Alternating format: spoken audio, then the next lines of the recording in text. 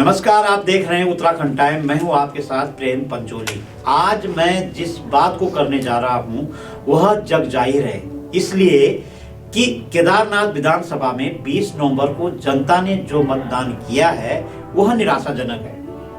इस मतदान पर सभी राजनीतिक पार्टियों को गंभीरता से सोचना चाहिए। सवाल उठता है कि क्यों सोचना है? मतदान तो हुआ है, बस यही सोचने वाली बात है। और लोकतंत्र के इस पर्व में इतने कम मतदान का होना, सवाल खड़ा होना लाजमी है। पहला सवाल तो यही है कि जनता ने इतने कम मतदान क्यों किया है। दूसरा सवाल यही है कि आजादी के बाद से लगातार सभी राजनीतिक पार्टियां हर चुनाव में जोर शोर से चुनाव प्रचार करती है, फिर मतदान अपेक्षा से कम होता है। तीसरा सवाल है कि क्या सत्ताधारी पार्टियों ने विकास के कामों में कोताही की है? इन सभी सवालों के जवाब पूर्व की और मौजूदा सत्ताधारी पार्टी ही दे सकती है। अभी हाल ही में केदारनाथ विधानसभा में उपचुनाव हुआ है। चुनाव प्रचार के दौरान लग रहा था कि जब मतदान होगा तो इस बार मतदान पिछले रिकॉर्ड तोड़ देगा, मगर जब हम केदारनाथ के पिछले चुनाव पर नजर डालेंगे तो इस उपचुनाव में उससे भी बहुत कम मतदान हुआ है। बता दें कि केदारनाथ विधानसभा में कुल 90,875 मतदाता हैं, जिसमें 44,919 पुरुष और 45,956 महिला मतदाता पंजीकृत हैं।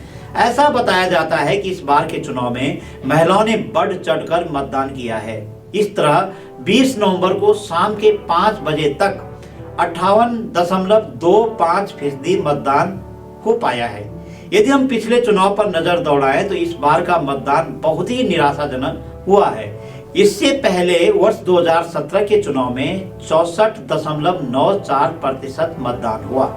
इस चुनाव में कांग्रेस के मनोज राउत को पहली बार पुरुष प्रत्याशी के रूप में जीत मिली थी, जबकि इससे पहले वर्ष 2012 के चुनाव में 63.04% मतदान हुआ। इसी विधानसभा में वर्ष 2007 के चुनाव में 63.04% मतदान हुआ। इस दौरान भाजपा के टिकट पर आशा नौटियाल ने जीत दर्ज की थी। इस बार वे पुनः भाजपा के टिकट पर मैदान में है। वहीं वर्ष 2002 के चुनाव में सबसे कम मतदान हुआ था, तब 54.09% वोट पड़े थे। इस चुनाव में भी भाजपा के टिकट पर आशा नौटियाल को विजय हासिल हुई थी। वर्ष 2024 के उपचुनाव में केदारनाथ विधानसभा में 6 प्रत्याशी मैदान में हैं। इनमें भाजपा की आशा नौटियाल, कांग्रेस के मनोज रावत, उत्तराखंड क्रांति दल के आशुतोष भंडारी, पीपीआई डेमोक्रेटिक के प्रदीप रोशन घोड़िया और निर्दलीय त्रिभुवन चौहान तथा कैप्टन आरपी सिंह शामिल हैं। जबकि पिछले विधानसभा चुनाव में 13 प्रत्याशी मैदान में थे। फिर भी मतदान का आंकड़ा आशाजनक नहीं कहा जा सकता। देखा जाए तो केदारनाथ विधानसभा में महिला मतदाता हमेशा से ही निर्णायक रहे हैं। वर्ष 2002 से 2022 तक हुए विधानसभा चुनाव में महिला मतदाताओं की संख्या अधिक रही है, जो इस बार भी दिखाई दी है। यदि हम कालांतर पर नजर दौड़ाएं तो इस बार के चुनाव में कहीं न कहीं वही स्थिति सामने दिखाई दे रही है। केदारनाथ विधानसभा उपचुनाव ने वर्ष 1982 में गढ़वाल लोकसभा सीट पर हुए उपचुनाव की यादें ताजा कर दी है। 42 वर्ष पूर्व लोकसभा उपचुनाव पर देश की नजर थी। आज वही स्थिति केदारनाथ विधानसभा की है।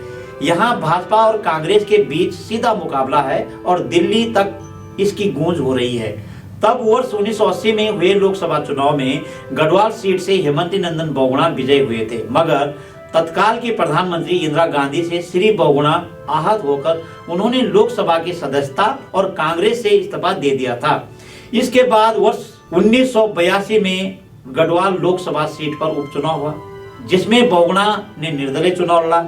यह उपचुनाव कई मायनों में आज भी याद किया जाता है। तब कांग्रेस और बहुगुणा के बीच सीधा मुकाबला था। बहुगुणा का एक ही नारा था कि पहाड़ मुझे हारने नहीं देगा। केंद्र सरकार ने तब अपने सारे संसाधन इस चुनाव में झोंक दिए थे।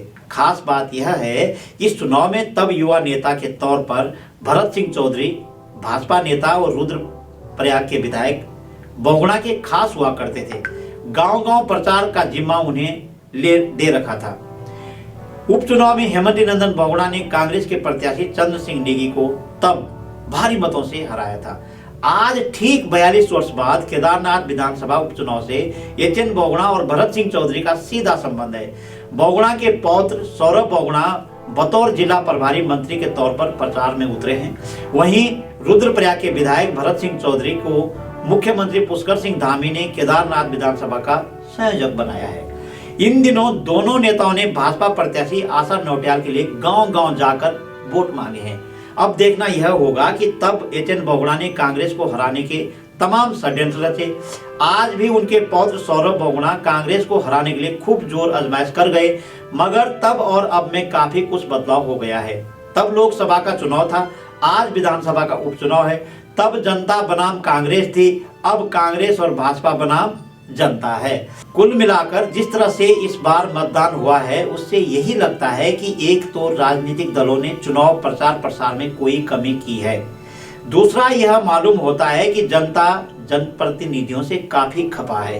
यदि जीत के आंकड़े पर नजर दौड़ाएं तो जिसके पक्ष में 8% मतदान हुआ है वही जीत का सेहरा पहन सकता है, क्योंकि 50% मतदाता हमेशा राजनीतिक पार्टियों से जुड़े कार्यकर्ताओं के हिस्से जाता है।